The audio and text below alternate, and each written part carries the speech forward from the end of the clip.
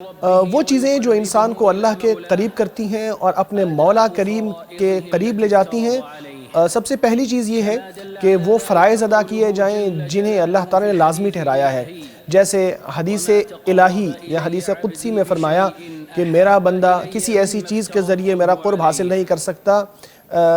ان سے بہتر کسی چیز سے حاصل نہیں کر سکتا جو میں نے اس پر فرض کر دیا ہے۔ اللہ کے ہاں توحید سے بہتر اور محبوب تر چیز کوئی نہیں ہے، اخلاص سے بہتر کوئی چیز نہیں ہے۔ یہ اللہ کا مقرر کردہ فریضہ ہے۔ بدترین چیز اللہ کے ہاں شرک ہے، اور اللہ نے جن چیزوں سے منع کیا ہے ان میں سب سے بڑی چیز شرک ہی ہے۔ اسلام کے فرائض جن میں سب سے اہم چیزوں میں ایسی چیز جو سب سے بلند ہے اور جو اللہ کے قریب سب سے زیادہ کرتی ہے وہ نماز ہے۔ اللہ کا فرمان ہے کسی گمراہ کی بات نہ مانو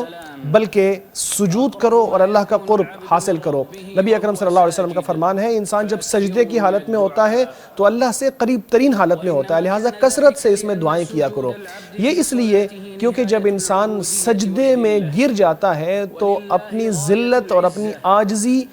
کی انتہا کو پہنچ جاتا ہے، اور اللہ تعالیٰ کی عزت انتہائی ہے۔ تو انسان جب اپنی صفت سے یعنی اللہ کی صفت سے نیچے اترتا چلا جاتا ہے تو اللہ کے ہاں قریب ہوتا چلا جاتا ہے۔ جیسا کہ کسی نے کہا کہ جب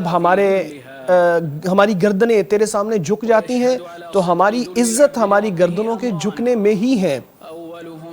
اللہ تبارک و تعالیٰ کے احکام کو ماننے میں دو چیزیں سامنے آتی ہیں، ایک یہ کہ اللہ کے احکام کو مانا جائے اور اس کی تقدیر پر رضامندی اختیار کی جائے۔ دوسری چیز پھر یہ کہ انسان تکبر کو چھوڑ دے، خود پسندی کو چھوڑ دے، اس کے مقابلے میں تواضع اور انکساری کو اختیار کرے۔ ابن تیمیہ علیہ رحمۃ اللہ فرماتے ہیں انسان اللہ کے سامنے جتنا جھکے گا، جتنا فقر و فاقہ بیان کرے گا، اتنا ہی وہ اللہ کے قریب بھی ہوگا اور اللہ کے ہاں عزت والا بھی ہوگا۔ اللہ کے بندو، اللہ سے محبت کرنے والا بندہ فرائض کے ذریعے اور اس کے بعد نوافل کے ذریعے اللہ کا قرب تلاش کرتا رہتا ہے، پھر ان کے بعد فضائل اور نوافل کے ذریعے اللہ کا قرب تلاش کرتا رہتا ہے، یہاں تک کہ اللہ اس سے محبت کرنے لگتا ہے، اور جس سے اللہ محبت کرے اللہ تبارک و تعالیٰ اس کی نگہبانی کرنے لگتا ہے، اس کے ہاتھ کو، اس کی آنکھوں کو، اس کے کانوں کو، اس کی زبانوں کو، اس کے پاؤں کو محفوظ رکھ لیتا ہے۔ وہ پھر صرف وہی کام کرتا ہے جو اللہ کو خوش کرتے ہیں، اللہ کو راضی کرتے ہیں، پھر اس کا دل پاک ہو جاتا ہے، اس کا نفس مطمئن ہو جاتا ہے، وہ اللہ تبارک و تعالیٰ کے ہاں مستجاب الدعوات بن جاتا ہے۔ جیسا کہ حدیث ربانی یا حدیث قدسی میں آتا ہے میرا بندہ نوافل کے ذریعے میری قرب تلاش کرتا رہتا ہے یہاں تک کہ میں اس سے محبت کرنے لگتا ہوں، پھر میں اس کی آنکھیں بن جاتا ہوں جس سے وہ دیکھتا ہے، اس کا کان بن جاتا ہوں جس سے وہ سنتا ہے، اس کا ہاتھ بن جاتا ہوں جس سے وہ کام کرتا ہے، اس کا پاؤں بن جاتا ہوں جس سے وہ چلتا ہے، پھر اگر وہ مجھ سے مانگے تو میں اسے ضرور دوں گا، اور اگر مجھ سے کسی چیز سے پناہ مانگے گا تو میں ضرور اس کو پناہ دوں گا۔ انسان جتنا قرب تلاش کرتا ہے اللہ اتنا ہی اس کو قریب کرتا ہے۔ پھر اس کو وہ بشارت ملتی ہے جس کو سن کر انسان پھولے نہیں سماتا۔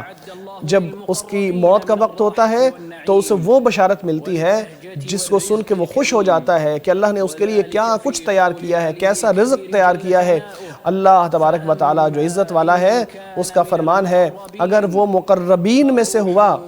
تو بھلائیاں ہیں اور خوشبوئیں ہیں اور جنت ہے جو نعمتوں بھری ہے۔